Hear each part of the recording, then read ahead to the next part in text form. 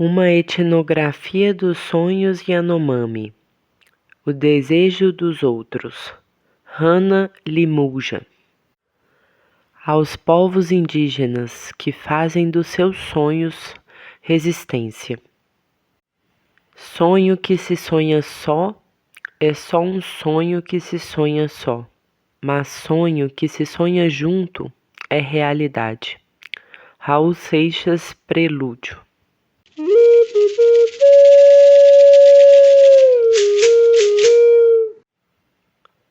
Prefácio. Um livro sonhado. Renato Stutman. Em Sonhos para Adiar o Fim do Mundo, Ailton Krenak argumenta que a pandemia de Covid-19 associada ao cenário de destruição ambiental nos obriga a pensar mais seriamente sobre o lugar da humanidade na biosfera. E isso o conduz, curiosamente, a uma reflexão a respeito das concepções indígenas sobre a atividade onírica. Os Krenak e outros povos indígenas são estranhos à ideia cara ao Ocidente da excepcionalidade humana. Diferentemente, inscrevem a humanidade numa teia de relações que envolve seres não humanos dotados de subjetividade. O sonhar seria para eles um modo de atualizar essa teia, uma possibilidade de conectar as pessoas a um cosmos mais amplo. Diante do cenário de crise sanitária e ambiental, Ailton conta que começou a dar mais vazão ao ato de sonhar. Passei a ouvir os rios falando, ora com raiva, ora ofendidos. Nós acabamos nos constituindo como um terminal nervoso do que chamam de natureza. E concluí: experiencio o sentido do sonho como instituição que prepara as pessoas para se relacionarem com o cotidiano, como afirmou o antropólogo Bruce Albert por ocasião da primeira morte por Covid-19 entre os Yanomami em abril de 2020. Agora somos todos índios. Sabemos que a história do contato dos povos indígenas com o mundo dos brancos é também uma história de dizimação por epidemias. História que vem acompanhada de um sentimento de perda da vida e do mundo, de uma consciência de forte vulnerabilidade. Com a Covid-19, boa parte dos povos do planeta vem experimentando uma consciência e um sentimento análogos, escreveu Albert. Nós, brancos, estamos hoje tão desamparados frente à Covid-19 quanto os Yanomami frente a epidemias letais e enigmáticas Chauara Awai, que nosso mundo lhes infringe há décadas. 2 anos depois, damos-nos conta de que os Yanomami e outros povos continuam mais desamparados do que a maior parte dos brancos. Os Yanomami, povo com o qual Albert convive há mais de 40 anos, sofreram o duro impacto de epidemias que foram e continuam sendo trazidas por invasores não indígenas, sobretudo garimpeiros que trabalham ilegalmente na região. Mesmo com a demarcação da terra indígena Tei Yanomami em 1992, essas invasões não cessaram e, devido à negligência do órgão indigenista e do governo federal, voltaram com mais ímpeto no período pandêmico, causando muitos adoecimentos e mortes. Como ensina Davi Copenaua, que assinou com Albert A Queda do Céu de 2015, a Chauara, epidemia mortífera trazida pelos brancos na PP, advém da fumaça do metal produzida nos garimpos. Copenaua chama os garimpeiros de Napeu-Areri-Pê, espíritos queixadas forasteiros, comedores de terra. Liberam substâncias patogênicas que foram guardadas no mundo subterrâneo pelo demiurgo Omama. Mas os brancos não compreendem isso, pois não possuem acesso ao mundo invisível dos espíritos e às suas imagens reveladoras. Tal acesso só seria possível por meio da inalação da iacoana, substância psicoativa, elemento fundamental do xamanismo Yanomami e da atividade onírica. A alucinação e o sonho seriam, pois, instrumentos que permitem ver e, portanto, conhecer os espíritos responsáveis pela Chauara, bem como os espíritos Chapiripê, sem os quais não haveria possibilidade de cura e de habilitação na Terra. Interlocutora de Copenaua e parceira dos Yanomami desde 2008, Hannah Limuja mergulhou no universo onírico desse povo, compreendendo-o como um modo de conhecer o mundo e agir sobre ele. Versão editada e ligeiramente modificada da tese de doutorado defendida em 2019 sob orientação do José Antônio Kelly Luciani. O texto que lemos a seguir é uma etnografia primorosa sobre os sentidos do sonhar entre os Yanomami, bem como o resultado de um comprometimento de muitos anos com a causa desse povo. Limuja baseou-se na transcrição de mais de 100 relatos de sonhos colhidos na comunidade Piauí, região do rio Tootopi, perto da fronteira de Roraima com a Venezuela. Ela confessa que sua pesquisa se intensificou à medida que passava a sonhar com mais frequência e que, como costumam fazer os Yanomami, passava a partilhar dos seus sonhos com convivas, que reagiam aos relatos oferecendo comentários e glossas intrigantes. Com efeito, os sonhos da autora contribuíram para a construção de uma empatia mútua, sem a qual esse livro não teria sido escrito. É como se o desejo dos outros tivesse sido, ele também, sonhado, tivesse sido concebido no plano em que transcorrem os sonhos. Objeto de reflexão, mas sobretudo método de conhecimento e de pensamento, Limuja assume o sonho como os Yanomami. Para eles, os sonhos, juntamente com as visões xamânicas propiciadas pelo uso da Yacoana, seriam responsáveis pelo acesso ao mundo invisível, contrapartida de tudo que existe. A autora se surpreende com o desinteresse de muitos antropólogos, sobretudo os que trabalharam com os Yanomami, pela vida onírica, o que parece um contrassenso, já que os sonhos têm um lugar decisivo em sua vida e na de outros povos indígenas. Tudo se passa como se muitos estudiosos se deixassem guiar, mesmo que não deliberadamente, pela partilha estabelecida por Durkheim entre representações individuais e representações coletivas. Os sonhos seriam, sob essa óptica, objeto da psicologia, ao passo que a vida religiosa, os rituais e os mitos permaneceriam objetos das ciências sociais. Se Lacan, inspirado em Lévi-Strauss, falava no mito individual do neurótico, Limuja debruça-se sobre o sonhar coletivo dos Yanomami, que se mistura às narrativas míticas. Como insiste mais uma vez Copenaua, os Yanomami, diferentemente de grande parte dos brancos, não sonham apenas consigo próprios, pois sonhar é para eles, antes de tudo, viajar longe, conhecer lugares e pessoas distantes, escapar do familiar.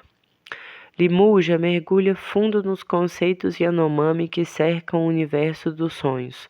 Ela afirma que a palavra Mari, sonho, transborda o sentido que costumamos atribuir à atividade onírica.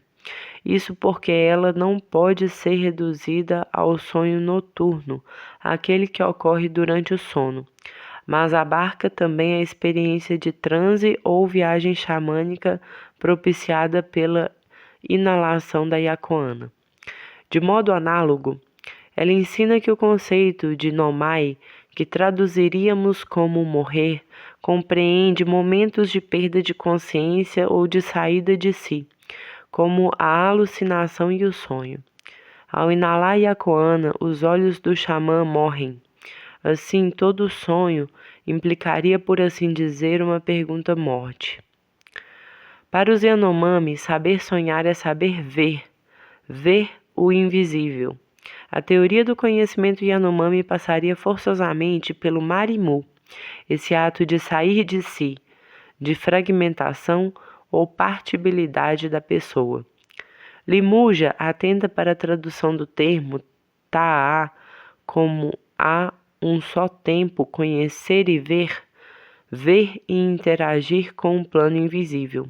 Sonhar é ter acesso a Mariterre, conceito que a autora traduz como espaço-tempo do sonho, e que se confunde com o espaço-tempo do mito, no qual passado, presente e futuro se embaralham, desafiando ordenadas da física clássica e da filosofia moderna. O conceito de Marie Terre vai ao encontro da ideia de que o tempo do mito é de um passado imemorial e de que o sonho deve ser compreendido ora como projeção de um futuro como oniromancia, ora como simbolismo psíquico, dizendo respeito a um ego específico. O espaço-tempo do sonho do mito é para os Yanomami coetâneo com o espaço-tempo da vigília, no sentido de que ambos podem se afetar mutuamente. Como sugeriu Karen Shiratori em uma bela síntese sobre a vida onírica de povos ameríndios, o sonho é concebido como acontecimento. Não se trata de simbolismo ou representação. As coisas realmente acontecem. A imagem vital, o tupê das pessoas, desloca-se para outro plano. Limuja inicia o desejo dos outros com um passeio pela obra labiríntica de Schopenhauer e Albert, A Queda do Céu, de 2015. Evocando Jorge Luiz Borges, a autora sugere que esse livro bem poderia ser chamado Livro dos Sonhos Yanomami. Isso porque Schopenhauer não cansa de evocar suas experiências oníricas para contar sua trajetória como xamã e líder político Yanomami. É também evocando o sonhar que Schopenhauer dá força à sua contra-antropologia. Os brancos, ele repete, são aqueles que só sonham consigo mesmos, que dormem em estado de espectro. Pesados, presos às próprias histórias pessoais, eles não viajam longe, não fazem do sonho um instrumento de conhecimento sobre o mundo. Entre os Yanomami, vale ressaltar, sonhar é algo que passa por um aprendizado. Todos sonham, mas apenas alguns detêm controle de seu sonhar. Xamãs, por definição, são aqueles que sabem a um só tempo sonhar e falar, cantar. Podem, assim, extrair consequências sociais e políticas de sua atividade onírica. Limuja deixa claro que a distinção entre xamãs e comuns é menos de natureza que de grau. A capacidade de sonhar distribui-se horizontalmente, mas apenas alguns vão aprimorá-la, convertê-la em afiada ferramenta ontoepistemológica. A discussão em torno do valor que os Yanomami atribuem à narração dos sonhos é outro ponto alto do livro, seja para parentes no momento do despertar, seja em ocasiões públicas. O sonho tem lugar nos discursos políticos. Ele está presente na fala dos homens importantes, Hereamu, nos diálogos cerimoniais intercomunitários, Waiamu e Rimu, e também nos rituais funerários, Reahu. Conta-se comumente o que foi visto e vivido no sonho, pois isto pode implicar o destino de outra pessoa, de um grupo de pessoas ou mesmo de toda a comunidade. Conta-se a experiência visando a uma resposta, a uma atitude. O interesse de Limuja não está tanto no significado dos sonhos, na interpretação que os Yanomami fazem deles, mas sim naquilo que os Yanomami podem fazer com eles. Sua análise desliza para o polo da pragmática. tomados como acontecimento, algo que realmente se deu ou que está em curso. Os sonhos requerem condutas, cuidados. Se sonhar com um facão jogado no chão pode anunciar um iminente ataque de cobra venenosa, eis uma interpretação recorrente. Isso exige que sejam tomadas providências, por exemplo, desistir de uma caçada ou se proteger fazendo uso de determinadas plantas. O nome do livro, O Desejo dos Outros, diz respeito ao campo de interação propiciado pelos sonhos. Ao transitar por outros espaços-tempo, o sonhador torna-se vulnerável à sedução de diferentes subjetividades que permanecem invisíveis para ele durante a vigília. Ele se vê como presa, podendo ser atraído e capturado por seres de natureza diversa, que passam a desejá-lo e que o querem por perto. Dentre eles estão os mortos, por EP, que vivem nas costas do céu, Hutu-Moci, e que, por sentirem saudades, podem cooptar os vivos a viver junto a eles. Se o sonho é, nos termos Yanomami, uma pequena morte, é verdade também que ele sempre encerra o risco de uma morte mais radical e irreversível. Sonhar pode ser muito perigoso. O último capítulo, o mito reencontrado, certamente há de inspirar novas reflexões. Limuja revisita diferentes análises da mitologia Yanomami para concluir que a maior parte delas passa rápido demais pela pista de que os mitos foram sonhados por seus narradores ou então de que eles evocam ações realizadas em sonhos. Os xamãs, com quem a autora conversou, ressaltam esse ponto. Nesse sentido, mitos só poderiam ser contados porque foram de alguma maneira sonhados. A cada sonho, o mito é como que atualizado pela experiência efetiva de seu narrador. Isso é, todo mito seria o sonho de alguém no sentido de que foi experimentado por alguém. Essa discussão lança nova luz no conceito levi-straussiano e estruturalista de transformação. Os mitos Yanomami se transformam ao serem recontados, pois são efetivamente experimentados, vividos pelos xamãs. A maneira pela qual os xamãs Yanomami experimentam um mito no espaço-tempo do sonho revela-se um dos elementos-chave para se compreender a variação mitológica. Em suma, xamãs criariam repertórios míticos por meio de seus sonhos concebidos, vale enfatizar como verdadeiros acontecimentos. Com os Yanomami, aprendemos com Limuja a separação entre mito e sonho social e mental, coletivo e individual deixa de fazer sentido. Na esteira de Félix Guattari, caberia acrescentar que o sonhar Yanomami articula não apenas o social e o mental, mas também ambos à esfera ambiental. Afinal, o espaço-tempo a que o sonhar tem acesso é também o de uma terra plenamente animada e composta dos mais diversos seres, que permanecem invisíveis a olhos nus. Guattari já alertava para a separação rígida entre o mental, o social e o ambiental. Resulta de um regime de subjetificação capitalista.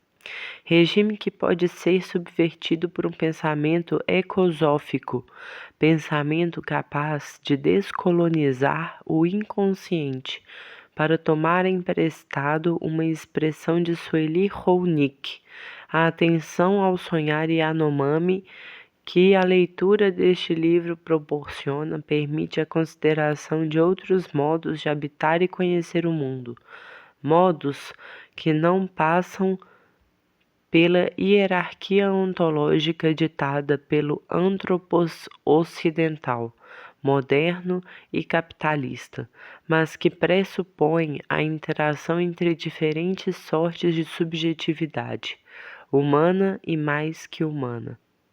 O argumento de que o sonho pode ser um instrumento para adiar o fim do mundo, adiar a queda do céu, tema urgente de pensadores indígenas contemporâneos como Ailton Krenak e Davi Kopenawa, é também um chamado de resistência.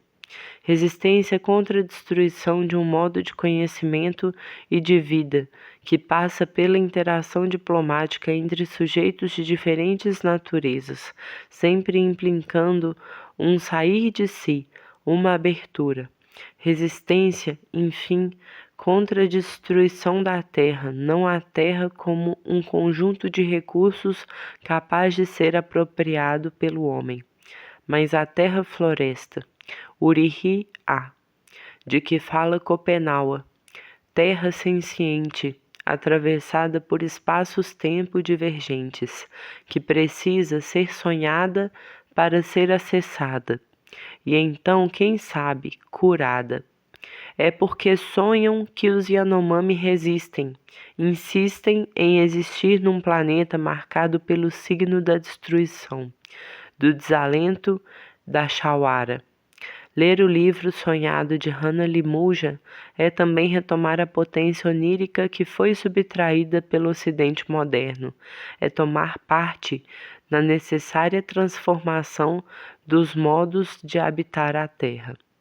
8 de março de 2022.